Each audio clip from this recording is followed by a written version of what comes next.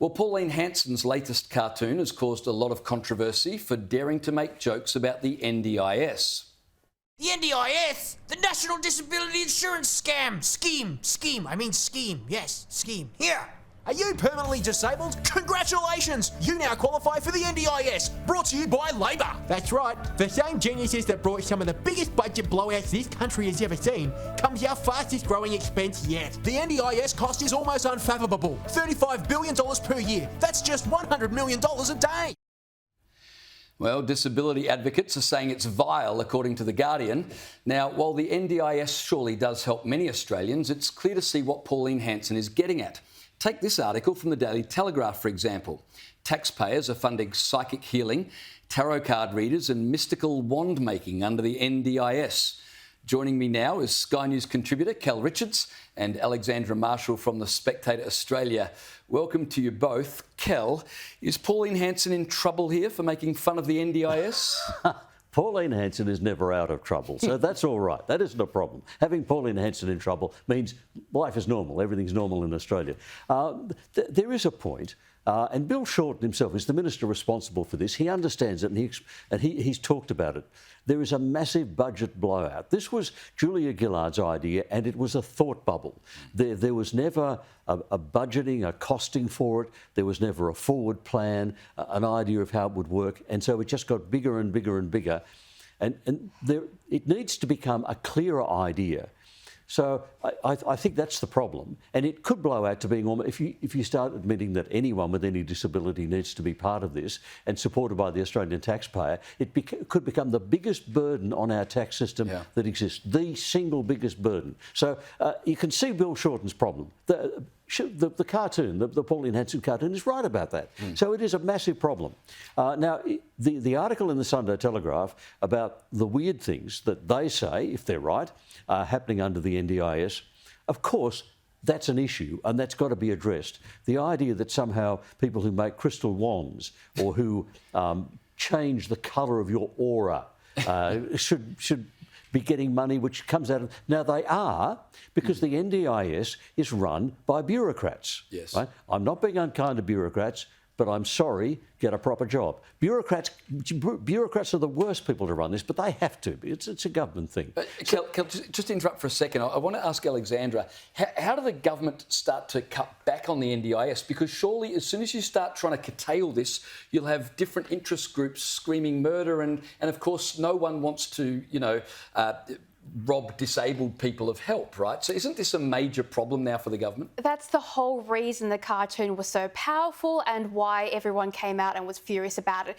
It wasn't that it was making fun of disabled people, because of course it wasn't. It was making fun of the government and the bureaucrats who have been abusing the very people they are meant to be protecting, because of course, with all these extra people sitting on the NDIS who shouldn't be there, they're taking away services from people who really need them. And what they don't want to happen, the bureaucrats in charge or the Labor Party, is for someone to rip off the Band-Aid and look at the festering wound that has become the NDIS. And that's exactly what this cartoon did with that whole scam, scheme. That's the thing they were really upset about.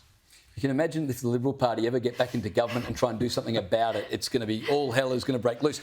But there've got to be ways of doing this. I mean, if you're going down the road of changing people's auras and reading tarot cards, then you need to say, OK, there need to be doctors signing off. No one gets onto the program. The program was originally for people totally and permanently disabled. Yeah. So you need two doctors to sign a certificate saying that's what's happening. Yeah. So there've got to be organisational paths that will fix this. I don't know what they are. I'm not an expert, but there must be.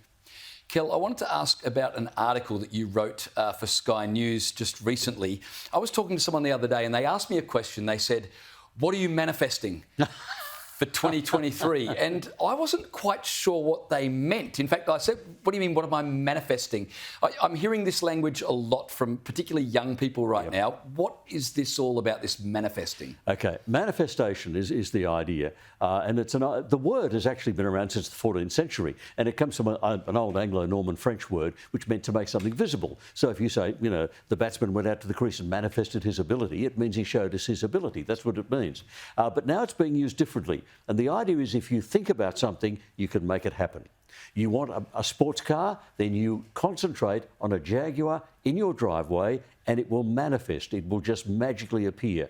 Now, there've been people who've written books that have sold millions of copies saying that you can do this kind of thing. Napoleon Hill, Think and Grow Rich. All that kind of thing. Yeah. There was a recent one that said, food will not make you fat. If you're thinking the right way, if your head is in the right place. Now, I don't believe it, right? You sit on the couch and you eat the hamburgers and the donuts and think thin, you're not going to get thin, it's not going to work. So the manifestation, it's almost a revival of a kind of pagan religion, because in animism, you appeased the spirits and the spirits gave you things. It's as primitive as that, and it just doesn't work. I know there are people who'll be up in arms saying, oh, no, it's worked for me. I got this fabulous house on the hill. I'm sorry, it wasn't manifestation. You worked for it. Maybe the Labor government could manifest a cheaper NDIS. Speaking of pagan religions, climate activists are pouring black liquid into one of the most beautiful sites in the world, the Spanish Steps in Rome. Have a look.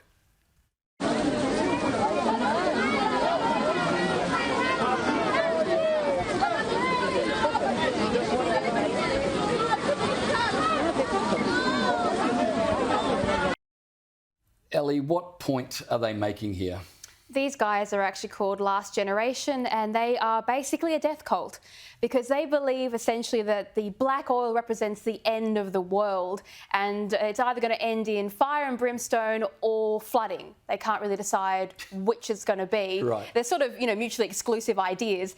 And anyway, their idea to solve this problem is to go and damage beautiful historic property, and that's because this kind of death cult never creates anything. They're not building temples, they're not converting worshippers to go and plant fields of crops or to regenerate rainforests. They're literally just destroying whatever they can to gain attention as activists, and that's their full-time job. And I think the Italians were quite right to say they're going to basically crack down on these people and say, if you damage our property, well, you're going to face serious consequences. And they should have done that ages ago when they started throwing tomato soup at oil paintings and desecrating people's businesses. But they let them go, and some judges in the UK even said, we're not going to do anything about activists. We're going to take a moral position and just basically let them go.